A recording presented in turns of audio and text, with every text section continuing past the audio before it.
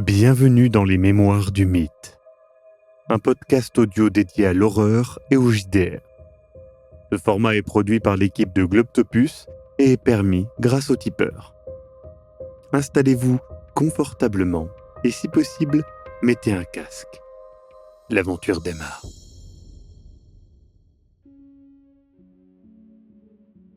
Que fais-tu ? Tu rentres chez toi ? Je vais revoir juste les deux autres pour savoir ce qu'ils font. Très bien. Et je veux partir après. Que fais-tu, Raymond, avant de partir ? Moi, je voudrais aller à l'hôtel pour voir la piole de Larkin. Si jamais elle est encore, si elle n'a pas été nettoyée ou...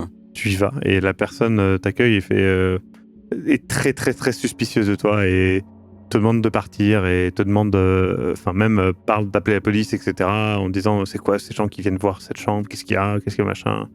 Et du coup elle se plaint. Ces gens ? Oui. Et je le comprends. Il y a quelqu'un d'autre qui est venu en tout cas. Ok, je fonce, je retourne voir Lucas. Vous vous retrouvez tous les trois dans l'hôtel qui a été réservé à la base par Larkin. Mais du coup, vous avez repris des chambres à vos frais, cette fois-ci. Ouais, je récupère ma lettre que j'avais mise derrière évidemment. le comptoir. Et donc, vous vous retrouvez tous les trois. Raymond a l'air un petit peu énervé. Je commande un pisco. Je sors mon étui à cigarette et je vais en proposer une. T'as trouvé quoi chez Larkin ? Rien du tout. Je pensais bêtement en fait retrouver le... Pourquoi tu l'as fait dans notre dos ? Pourquoi tu l'as fait dans notre dos ? Va te faire foutre, ok ? Tu l'as pas touché ce truc. T'as pas vu ce que j'ai vu, ok ? Enfin, on a vu d'autres trucs aussi, mais c'est pas... Il a rien trouvé, il s'est pas mis en danger, j'espère. Voilà, on n'en parle plus. C'est quoi, c'est un concours de celui qui a le plus souffert ? Non, mais c'est pas la peine, là, c'est fait. Pourquoi ? Je ferme l'étui à cigarette en fait, du coup bah non en fait je reprends. Et je fume. On va leur dire quoi ? C'est quoi la... On va dire quoi à qui ? Bah je sais pas en fait, à l'association d'archéologie, qu'est-ce qui est devenu Larkin, qu'est-ce qu'on a fait nous, et quelle histoire on crée pour être crédible et surtout pas finir soit dans un putain d'asile, soit en tôle en fait. Bah, on a un bon alibi en la personne de Jackson qui, lui, est là-bas et travaille sur un livre, donc on l'a rencontré. Il va nous couvrir lui ? Il va dire la bonne version ? Bah, on va lui dire Parce en fait, qu'en vrai, il est là, on peut lui dire ce qu'on dit au club d'archéologie, on peut lui expliquer, il sait pourquoi on était là et par qui on était là, donc on peut dire que ça s'est plutôt mal passé avec Larkin, qu'on a décidé de rejoindre l'expédition de Jackson Elias, qui j'espère est véritablement un auteur. Voilà, on ramène... on leur dit qu'on a fait chou blanc, que Larkin n'était pas là. Après tout, il a disparu. Larkin n'était pas là, on a rencontré Jackson Elias, on est allé dans la montagne. Quoi, Lucas, tu veux leur raconter qu'on a vu des larves Non. Personne ne nous croira de toute façon. Je m'en branle qu'on nous croit, je veux pas en parler, c'est même pas la question de... C'est juste que... Il faut pas aller vérifier jusqu'à Lima qu'on a... On a rencontré Larkin. Au moment de partir, il est parti sans nous. On n'a pas compris pourquoi. Il est jamais revenu. Peut-être que c'est le plus simple à dire, que du coup, avec l'autre personne qui devait faire l'expédition, Jackson Elias, comme il connaît la région, on est quand même allé faire une expédition et la montagne était très belle et on n'a rien trouvé. De toute façon, t'as l'air d'être habitué à cacher des trucs, hein. Va te faire foutre, Je putain de t'emmerde. merde. Je descends mon pisco sec et je repose le verre brutalement sur la table. Et je dis non, mais si c'est pour dire des choses pas productives, on dit rien, d'accord ? Vous voulez dire Ouais, quoi ? mais- Ça vous va mon histoire ou pas ? Oui ou Qu'est-ce non ? qu'on en sait ? Oui ou non ? Oui. Très bon ? Oui. Merci. Qu'est-ce qu'il y a ? Qu'est-ce que tu pourrais nous cacher d'autre en plus ? Pourquoi tu fais ça ? Je t'en ai parlé. Comment on peut se faire Comment je peux te faire confiance ? C'est pas la question. J'aurais dit si j'avais trouvé quelque chose. J'ai putain de rien trouvé. T'étais pas dans cette putain de chambre d'hôtel quand j'ai touché ce truc, ok? Mais quel truc? Tu cherches quoi? À nous protéger? Non. Et je sais pas, la première fois qu'on a commencé à voir ce genre de choses, c'est quoi? Je me suis dit, on était fatigués, on était déshydratés, je sais pas, c'est le pays qui me plaît pas et tout. Et on a commencé à voir toutes ces merdes et tout. Cette pyramide, ce mec là, ou ce truc avec les yeux noirs à la fin. Et en fait, c'est quoi? Je me rends compte qu'en fait, la première chose qui sort du chemin, mais c'est cet objet que j'ai touché dans la chambre là. Dans la chambre de Mendoza, le miroir. Et il y avait nous, différents, changés. C'était New York. Il y avait un chemin. Attends, New York. Putain. Et on était différents en fait. Moi j'étais un peu plus gros. J'étais mieux. J'avais l'impression d'être bien et tout. Attends, et Elias, il vient d'être différent. Et Elias nous a donné rendez-vous à New York. On est d'accord? Non, il a c'est dit une qu'il ville, aimerait c'est la rester en plus contact. grande ville du monde. Tu vas pas commencer à tirer des ficelles dans tous les sens. C'est une drôle de coïncidence tout de même. Non, tu vois juste une coïncidence. T'as envie d'en voir une, c'est tout. Commence pas à tirer des conclusions Je hâtives tire pas comme des ça. conclusions hâtives, c'est toi-même qui es en train de dire que tu t'es vu toi-même plus gros. Je commande 3 verres de pisco. Et je leur dis, bon, au moins avant de retourner à la prohibition... Et je cache rien, ok? C'est juste que j'avais besoin d'en avoir le cœur net. J'ai vu ce truc tout seul. Vous étiez pas là. Tout le reste, on l'a fait ensemble. Ça, je l'ai fait tout seul. Je tape du poing sur la table en même temps que je le dis. Même si je commence à parler peut-être très fort ou quoi. Et je vide cul sec le verre. Et je prends celui de Raymond et je le vide aussi. Sauf que maintenant, t'es plus tout seul dans ce merdier là. Qu'on le veuille ou non, vous, Jackson et moi, on est liés maintenant. Et je sais pas ce qui s'est passé dans cette pyramide, je sais pas exactement s'il y aura des conséquences, peut-être pas au final, peut-être que... Mais il y a déjà des conséquences. On a déjà vu des choses horribles. Je veux dire, rien que le charnier. Oui, merci, je l'ai très bien vu, je m'en souviens. Je baisse les yeux, j'ai complètement oublié en fait qu'elle était... Je pense qu'on a tous été atteints par ce qui s'est passé. Et que se disputer à propos de ça, c'est peut-être pas la solution là tout de suite. Je pense qu'on a besoin tous de se reposer. Je pense que Jackson Elias a raison. C'est bien qu'on reste en contact, pas seulement avec lui, mais tous ensemble, parce qu'on pourra parler de ça à personne d'autre. Je suis sûre que vous le comprenez. Il faut qu'on se fasse confiance. Je comprends. Je ressors mon étui à cigarette et du coup je lui retends l'étui à cigarette. Je lui prends la clope. C'est juste que j'ai vécu ce truc tout seul et en fait je me rends compte aujourd'hui que c'est là vraiment que ça a commencé et que c'est la première chose extraordinaire qui m'a frappé en fait, et j'étais tout seul, vous étiez pas là. Et je pense que quelque part j'avais envie de le trouver sous ce matelas, le miroir, mais en fait il y était pas et bah oui, forcément qu'il y serait pas. Mais c'est juste que j'avais besoin de revoir cet endroit et et je fais un signe en l'air comme pour barrer quelque chose ou je sais pas. En tout cas, ce qui est sûr, c'est que oui, on peut pas parler de ça. On peut parler de ça à personne. Même, je sais pas. Même ça se trouve, le professeur il ne croirait pas. Le Vous lui avez parlé ? professeur, il ne croit pas, non, ça. Jackson lui a pas tout dit non plus, mais je pense que c'est pas une bonne idée de tout lui dire. Je pense que le moins de personnes... Il a pas on sait envie pas de savoir. ce qui s'est passé. J'ai déjà dû lui ouvrir le ventre et en sortir une larve translucide immonde. C'est assez pour un seul homme, je pense, pour un bon moment. En tout cas, il y a un truc qui me rassure. C'est de savoir qu'il y avait 3 lits et que 3 de ces putains de piches-tacos sont morts et quelque part, les comptes sont...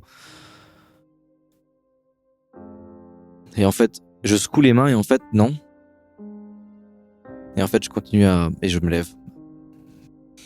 Putain de merde. Du coup, il s'en va et s'éloigne tranquillement. Vous êtes que tous les deux, Célia et Raymond. Je veux pas remuer le couteau dans la plaie.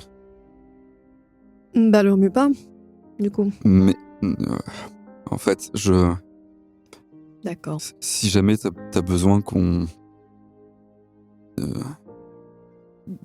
discute d'archéologie, de trucs, je sais que ça peut raviver des souvenirs avec le charnier et de ce que j'ai compris de ton mari, mais je sais pas comment et je suis très fébrile, limite à pleurer.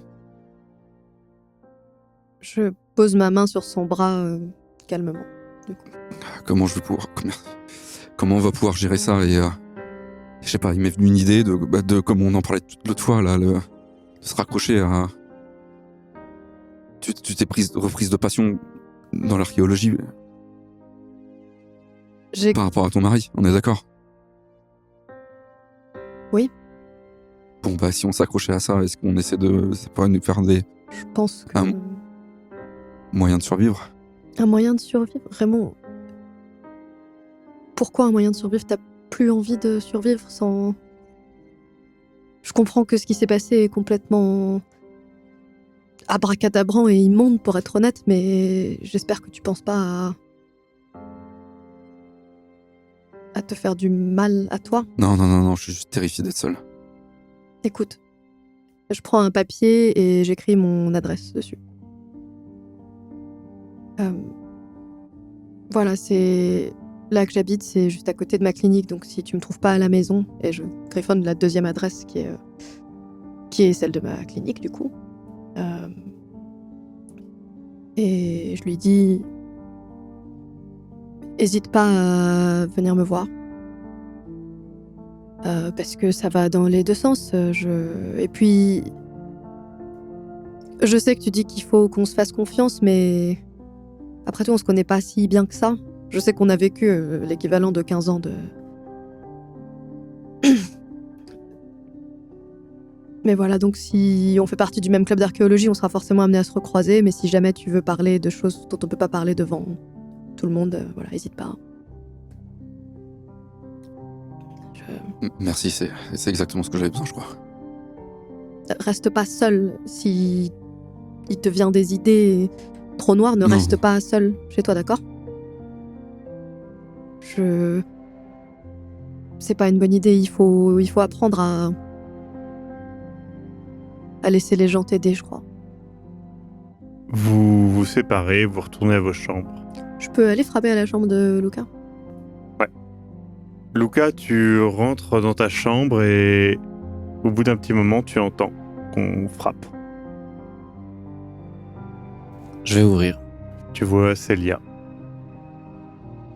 Luca, j'ai dit la même chose à Raymond. Je sais qu'on en a parlé rapidement et j'ai laissé mes coordonnées également à Jackson Elias et à Raymond. Et du coup, je tends à Luca un papier avec mon adresse. Et l'adresse de ma clinique.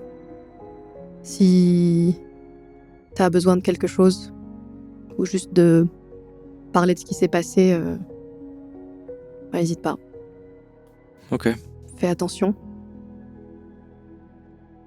Et je vois bien que ça n'a pas été facile là avec Raymond les dernières heures, mais on est les seules personnes au monde à partager cette expérience. Je sais que tu pensais pas à mal. Je pense qu'au fond de lui, il pense pas vraiment que t'as fait ça pour le contrarier. Mais... Enfin bref, je pense que c'est important peut-être qu'on apprenne à se connaître, qu'on puisse se dire qu'on peut compter les uns sur les autres, même si je sais qu'il parlait de se faire confiance, et je vais être très honnête, Lucas, je te fais pas confiance. Je lui fais pas confiance non plus, je fais pas confiance pleinement à Jackson Elias, mais je pense que c'est sain. Mais je vous fais confiance sur certaines choses.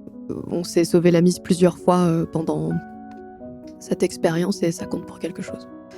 Voilà, je t'embête pas plus longtemps. Attends. Je vais dans la chambre, je prends un bout de papier et un stylo et j'écris des choses. Tiens, j'habite à Boston et je tiens avec mon grand-père un magasin de meubles en fait. Et ça c'est le numéro de téléphone. Ça c'est la rue. Et voilà. Si t'as aussi besoin de m'appeler, tu peux. Merci. Je lui tends la main pour une poignée de main, du coup. Je lui serre la main. Je m'en vais. Vous vous séparez. Tous les trois, vous vous retrouvez le lendemain ou le surlendemain pour le départ de Lima. Vous faites des adieux, ou en tout cas des au revoir à Jackson Elias qui va rester là un petit peu plus longtemps pour finir son livre.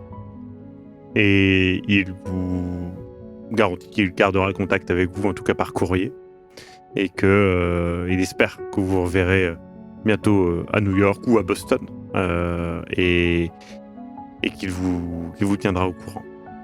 Vous prenez un bateau et vous faites le chemin du retour. Nous sommes donc en mi-avril 1921. Il fait beau et plutôt chaud pour New York. 19-20 degrés, bien loin de la chaleur de Lima. Une fois arrivé, vous échangez quelques mots poliment, et puis vous retournez chacun à vos vies, avec la promesse, bien sûr, de garder contact. Célia, tu rentres chez toi. Malheureusement, il fait nuit, et même si les jours s'allongent, ils ne s'allongent pas assez pour te permettre de rentrer de jour. Et étrangement, en arrivant devant ta maison, devant cette porte que tu as franchie tant de fois, que ça soit seul, avec ta sœur ou Feu, ton mari, cette fois-ci, tu as l'étrange impression d'être une voleuse pénétrant chez un étranger. Tu ouvres la porte, presque discrètement, comme pour ne pas déranger. Tu sais que ta sœur est là, certainement. Et renforçant cette impression d'être une voleuse, tu entends deux voix qui discutent dans le salon. Deux voix de femmes. Tu déposes tes valises, faisant plus de bruit que tu ne le souhaiterais. Les deux voix s'interrompent. Arrive alors Florence, ta sœur, qui te regarde au début un petit peu inquiète, ne sachant pas ce qui se passait, et puis tout de suite un sourire sur son visage.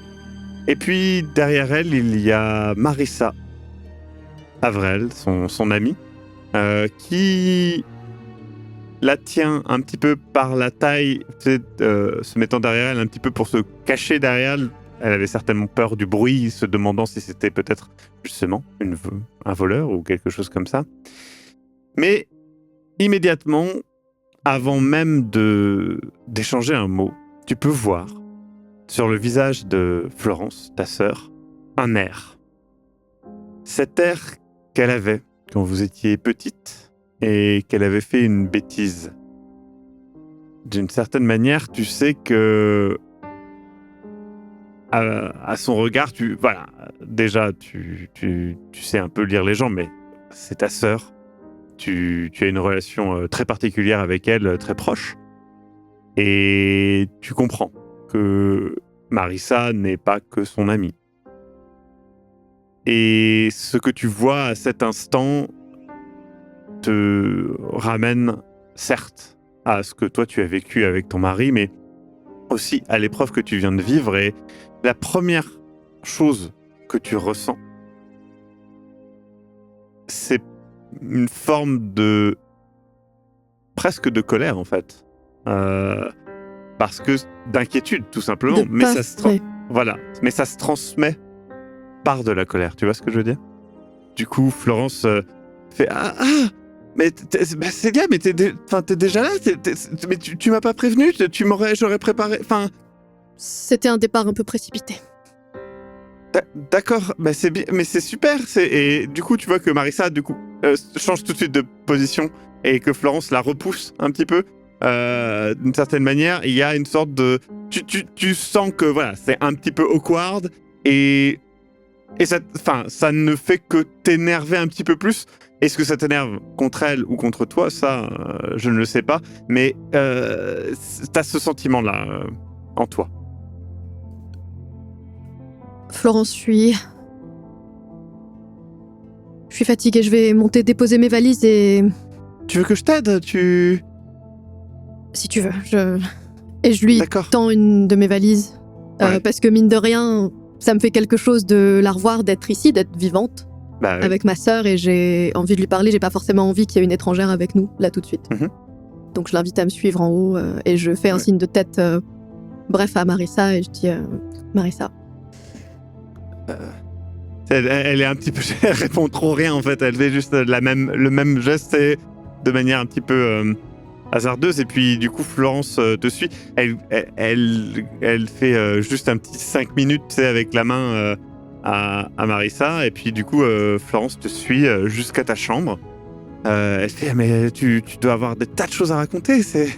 Et tu sais tu sens dans sa voix qu'il y a une petite crainte. Elle sait que quelque chose arrive. Oh oui, tu sais, c'est... Oui, il s'est passé beaucoup de choses, on en parlera peut-être plus tard. Là, je suis un peu... Le décalage horaire, le bateau... C'était fatigant, là. Bah oui, c'est l'autre bout du monde. Hein. Ouais. Ça va, Florence? Oui, Ça a l'air d'aller. ouais. Oui, ça va bien. On dînait avec Marissa. Et c'était quoi ton autre ami Jack? Il est pas avec vous ce soir? Elle rougit un petit peu. Non? Écoute, je lui fais quand même un sourire parce que je veux pas qu'elle pense que je suis en colère contre elle. Je suis juste fatiguée, je sais pas ce que je ressens. C'est compliqué. Je lui fais un sourire que je veux rassurant mais qui a probablement l'air épuisé. Et je lui dis on se verra demain. Je sais pas si tu as des cours ou quoi, mais on peut peut-être essayer de prendre le petit déjeuner ensemble. Je vais essayer de reprendre le rythme. Bah repose-toi. Tu viens de traverser la planète. C'est normal de se reposer et t'inquiète pas. De toute façon. Ma bague, Florence. Ma bague, tu l'as gardée? Oui. Et tu sais, elle se précipite à côté dans sa chambre. Elle revient et elle l'a même mis dans un petit écrin. Et du coup, elle fait t'inquiète pas, je l'avais mis en sécurité. Tu peux me faire confiance. Ouais, je te fais confiance, y a pas de souci. Je prends la boîte de ses mains et je mets ma bague. Et je regarde ma sœur et je sais pas quoi lui dire. Parce que j'ai peur pour elle, je sais pas très bien ce qu'elle fait. J'ai pas forcément confiance en ses amis qu'elle s'est fait parce que je les ai croisés plusieurs fois, Jack et Marissa, et c'est pas des gens qui ont grandi C'est pas comme le même nous. monde, effectivement. Pour moi, c'est des gens qui sont d'un milieu, c'est des dilettantes, c'est des gens qui sont, pour moi, peut-être trop insouciants. Mais je me vois pas lui dire ça là maintenant, alors je mets ma bague et je la regarde et tout d'un coup, je me précipite vers elle et je la serre dans mes bras extrêmement fort. Elle te rend évidemment le geste. Et après, je la prends par les épaules et je la tiens plus à distance et je dis Florence, il faut que je dorme, mais je suis contente d'être revenue.